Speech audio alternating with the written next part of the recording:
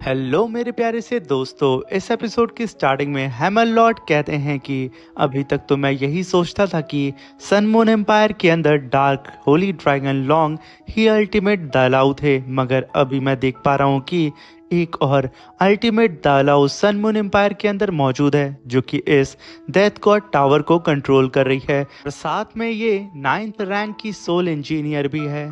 तभी हम वहां पे यू हाउ को देखते हैं, जो कि इस डेथ गॉड को देख करके कहता है कि ये एक अल्टीमेट दालाव है, इसकी पावर बिल्कुल इक्वल है डेमी गॉड के, और ये बहुत कम वक्त में डिवाइन पोजीशन को भी हासिल करके गॉड बन जाएगी। शायद यही सबसे बड़ी वजह है कि sun moon empire Mekedatu mountain range को लेकर के इतना ज्यादा कॉन्फिडेंट था कि मेकदाउ माउंटेन रेंज को उससे कोई नहीं छीन सकता है जब तक ये यहाँ पे मौजूद है। और जैसे ही ये यहाँ पे अपीयर हुई है, मेरी स्पिरिचुअल डिटेक्शन पूरी ही तरीके से सप्रेस हो चुकी है। तभी वहां पे क्रशिंग स्टार कहता है कि डेथ गॉड दालाओ, आखिर आप इन एवल्स का साथ क्यों दे रही हैं, बल्कि आप सन मून एम्पायर से बिलोंग नहीं करती हैं, आपका होमलैंड ये नहीं है। अब ये सुनकर के डेथ गॉड कहती है कि होमलैंड, आखिर तुम क्या बकवास कर रहे हो। तभी वहां पे स्टार क्रशिंग कहता है कि मैं अच्छी तरीके से जानता हूं कि आप यहाँ से बिलोंग नहीं करती हैं। इसका रीज़न ये है कि सन मून एम्पायर के जितने भी पावरफुल कल्टीवेटर हैं, स्पेशली सोल मास्टर, वो कभी भी अल्टीमेट दालाओ लेवल को रीच नहीं कर सकते हैं, क्योंकि सन मून एम्पायर के सारे ही कल्टीवेटर की जो फिजिक है वो बहुत ही ज़्यादा वीक है। और आप बिलोंग करती हैं हमारे दालाओ कॉन्टिनेंट से। इस बात से मैं 100% श्योर हूँ, क्योंकि मैं आपकी फिजिक को देख पा रहा हूँ। प्लीज़ अपने होमलैंड वापस आ जाएं। आखिर आप अपने होमलैंड के खिलाफ क्यों लड़ रही हैं। तभी डेथ गॉड कहती है कि होमलैंड, वो भी दालाओ कॉन्टिनेंट, अगर तुम लोग जानते कि मैं एक इवल सोल मास्टर हूँ तो तुम लोग मुझे मार देते। ये कहने के साथ वो जोर जोर से हंसने लगती है और वहां पे अपने और प्रेशर को बढ़ा करके उन सभी लोगों को सप्रेस करने लगती है और उन सब से कहती है कि तुम लोग एक इवल सोल मास्टर को डीमंस मानते हो और तुम लोग मुझे किसी भी कीमत पे अल्टीमेट दालाओ लेवल पे पहुंचने ही नहीं देते।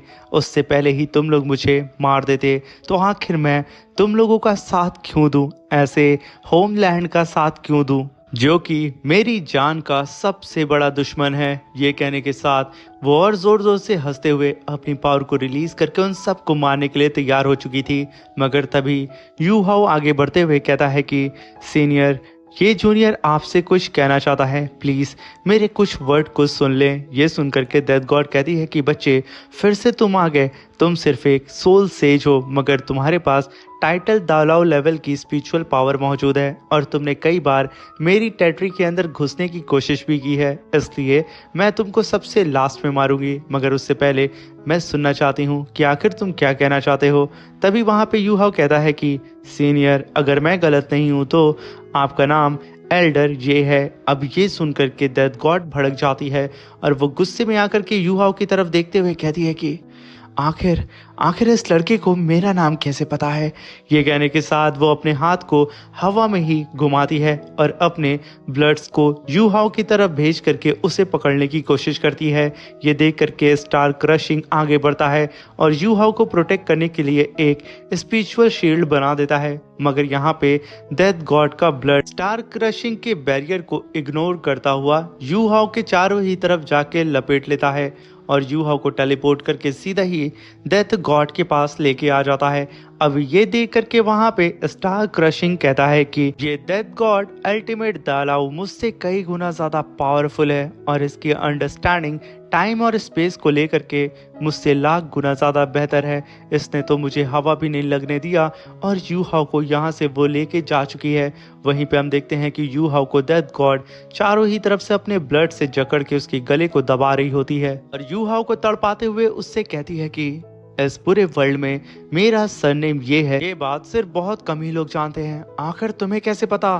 तभी यू हाउ कहता है कि प्लीज मेरी गर्दन तो छोड़ें, तब ना मैं कुछ बताऊंगा।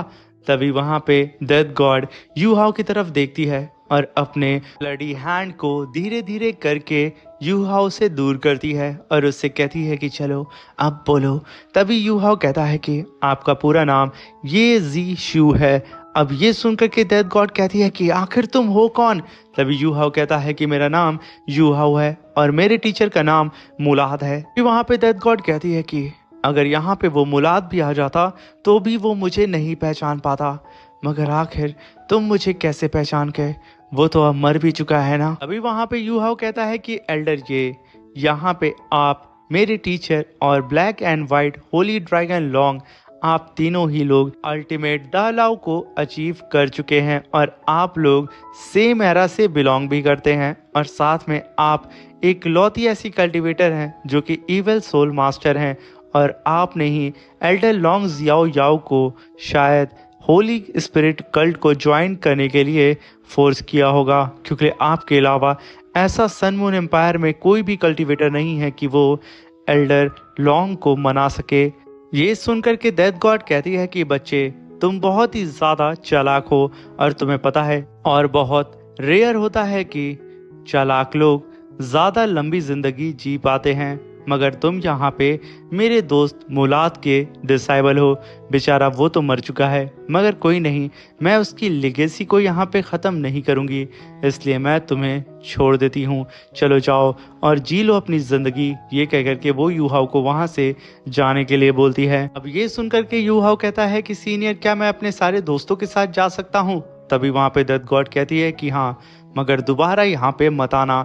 मगर तभी वहाँ पे यू हाउ अपने मन में कहता है कि मैं इस डेथ गॉड टावर के बेहद करीब आ चुका हूँ, मगर अभी भी मैं इसके स्ट्रक्चर को सेंस नहीं कर पा रहा हूँ कि आखिर ये कैसे बना है। मगर यू हाउ भूल चुका था कि वो अल्टीमेट दालाओं के सामने खड़ा है। यहाँ पे डेथ गॉड यू हाउ की मन की बात को सुन लेती है और वो अपनी पावर को रिलीज करते हुए अपने ब्लडी हैंड से चारों ही तरफ से यू हाउ को कैप्चर करके कहती है कि अभी तूने क्या कहा। अब यहाँ पे यू हाउ तड़पने लगता है और वहीं पे वूटोंग को नहीं पता होता है कि आखिर यहाँ क्या चल रहा है। वूटोंग चिल्लाते हुए कहती है कि सीनियर अभी तो आपने कहा है कि आप हम लोगों को नहीं मारेंगी, तो आखिर अब क्यों आप हमें मार रही हैं। तभी वहाँ पे डेथ गॉड कहती है कि मैंने अपना इरादा बदल दिया, तुम्हें कोई दिक्कत है। और वैसे भी वो बुढ़ा डेथ फूल मुलाद मर चुका है और मैं उसके डिसेबल को भी उसके पास भेज दे रही हूँ। दोनों ही मिल करके एक साथ अब कल्टीवेट करेंगे और मुलाद भी बोर हो रहा होगा, अब उसे कंपनी देने के लिए उसका डिसेबल उसके पास जा रहा है। ये कहने के साथ वो अपनी पकड़ को और टाइट करती है, जिसकी वजह से यू हाउ का कपड़ा फट जाता है। मगर यू हाउ के गर्दन में दी तियान का लॉकेट था, जिसकी वजह से वो लॉकेट वहाँ पे ब्लिंक होने लगता है, क्योंकि अब यू हाउ के जान पे बन आई थी। तभी हम देखते हैं कि यू हाउ के साथी भी खुद को छुड़ाने की कोशिश करते हैं, मगर सडन यू हाउ यहाँ पे चारों ही तरफ से ब्लैक ऑरा से घिर चुका था और उसकी आंखें यहाँ पे एकदम चमकने लगती हैं। और यहाँ पे हम साफ साफ देख पा रहे होते हैं कि दी तियान ने यहाँ पे यू हाउ की बॉडी को पोजेस कर लिया था और वो गुस्से में आके गुर्राने लगता है। तभी दी तियान अपनी पावर को एक ही बार में रिलीज करके वहाँ पे डेथ गॉड के डोमेन को डिस्ट्रॉय करके रख देता है, जिसकी वजह से यहाँ पे यू हाउ के साथी भी आज़ाद हो जाते हैं। वहीं पे स्टार क्रशिंग अपने और यू हाउ के साथियों के सामने स्पिरिचुअल शील्ड बना करके उन सबको वहाँ पे प्रोटेक्ट करने लगता है। ये धमाका इतना बड़ा होता है कि पूरा का पूरा मिगदाओ माउंटेन रेंज की पीक हिल सी जाती है और वहीं पे स्टार क्रशिंग यू हाउ की पावर को देख करके कहता है कि यू हाउ तो सिर्फ एक सोल सेज है, आखिर वो यहाँ पे अल्टीमेट दालाओ लेवल के कल्टीवेटर की पावर को अपनी बॉडी से कैसे रिलीज कर रहा है। इन सब को समझ में नहीं आ रहा होता है कि आखिर यू हाउ की पावर सडन आखिर कैसे बढ़ गई। वहीं पे हम देखते हैं कि दी तियान ने पूरी ही तरीके से अब यू हाउ की पूरी बॉडी को पोजेस कर लिया था और सीधा ही डेथ गॉड से कहता है कि इस बच्चे को छोड़ दो।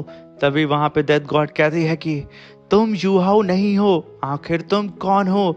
ये कहने के साथ वो भी अपनी ऑरा प्रेशर को रिलीज करती है। वहीं पे दी तियान अब गुस्से में आकर के सीधा ही डेथ गॉड को घूर रहा होता है। इसी के साथ ये एपिसोड खत्म होता है।